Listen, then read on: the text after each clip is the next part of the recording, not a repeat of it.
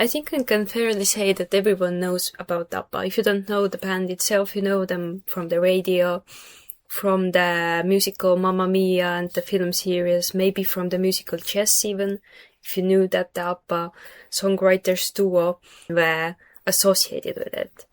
But in this episode we approach ABBA not as a pop phenomenon, but as a historical case study in musical evolution, experimentation, and the personal cost of global fame that they faced.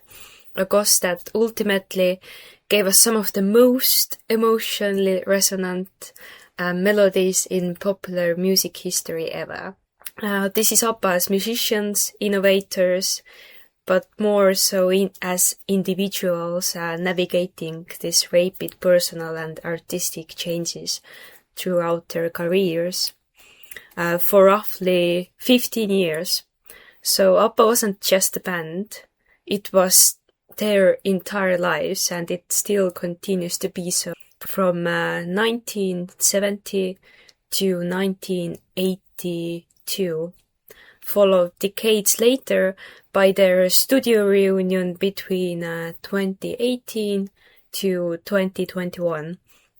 So they have released 9 studio albums, creating music at intensity that amounts to roughly 12 songs per year over the 15 active years.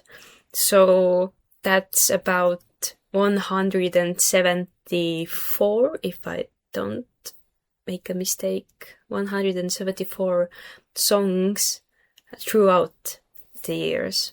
So that depth deserves more than a superficial listen. ABBA officially emerged on the international stage after winning the Eurovision Song Contest in 1974 with the song Waterloo that was from their second album. But the first album they made in 1973, a year before the Eurovision contest with Waterloo. And actually they tried to go with the first album Ring Ring title song also to the Eurovision Song Contest, but then they didn't achieve that national famous first place to go through to the final end. They did gain semi-famousness. The public really loved them. But their story began long before that moment, like Anni Frida mentioned before. Then the guys met in June 1966 already. Björn was part of the folk group Hootenanny Singers, while Penny played keyboards in Sweden's biggest pop group of the 60s, the Hep Stars. Also find the first song that they ever wrote together, good covers and songs from the 60s, 70s vibes. Which really sound pretty great. But about that we can talk about later on, because right now it's about ABBA. So yeah, they formed a songwriting partnership, rooted in folk and rock originally, and then early pop experimentation. In 1969, they met Agneta Fältskog and Anni Frid Lyngstad. So Agneta had already achieved national success at 17 with a radio song that she wrote by herself. Then she was recognized through it, while Frida brought a rich, emotionally trained vocal background from Norway actually, and she moved with her family in the early years to Sweden. After early collaborations and setbacks from trying to win the Eurovision and then trying again, so near misses, ABBA finally emerged fully in 1974. But Eurovision didn't create ABBA, that's the point. It accelerated that. ABBA's sound was never accidental. All 4 members had formal or semi-formal music training, particularly in harmony and phrasing, which is very unique to ABBA if you listen to all the songs and the evolution. Björn and Penny treated songwriting almost architecturally, focusing on advanced song structures, the discipline to create songs, dense harmonic layering, also using the full capacity of the ladies and integrated them into making the final songs in the studios.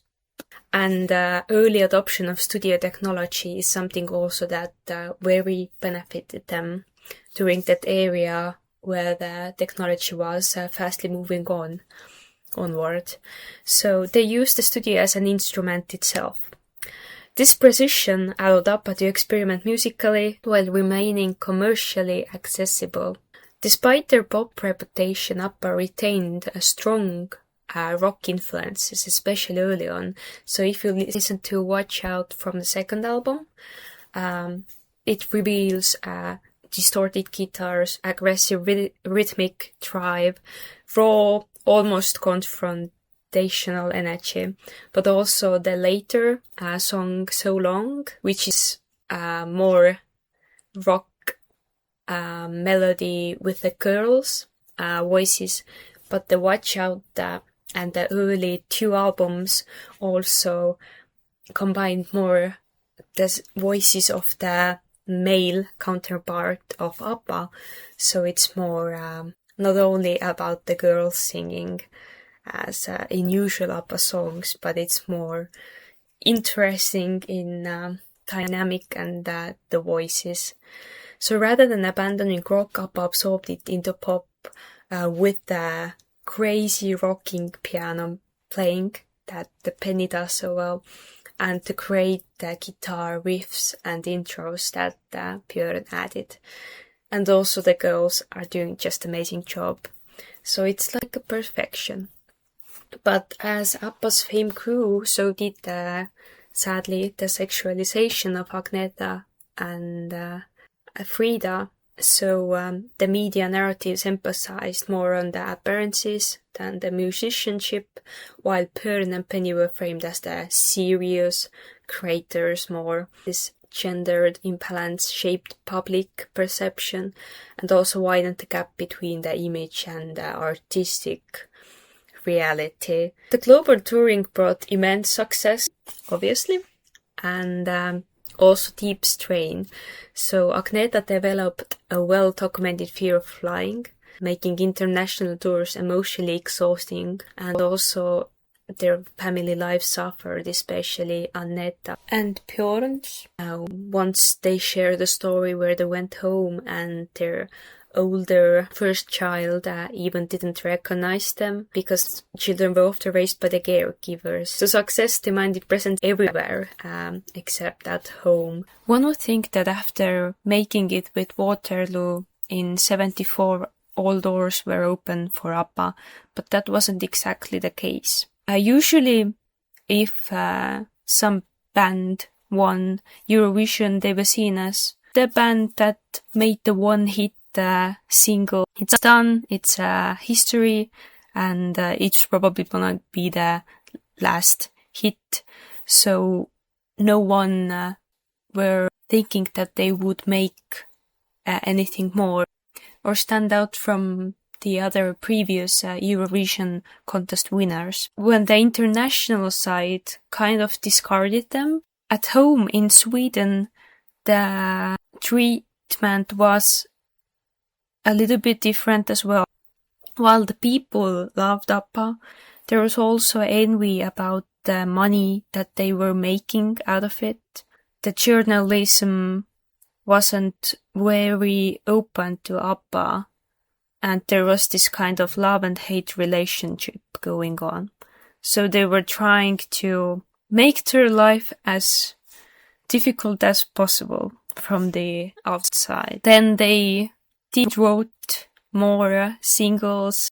So while the radio stations weren't very open to play ABBA because they thought it was the one hit success only, then it actually benefited them more because people bought their music in so large scales because they couldn't hear them from the radio like the usual music. So it skyrocketed the sales.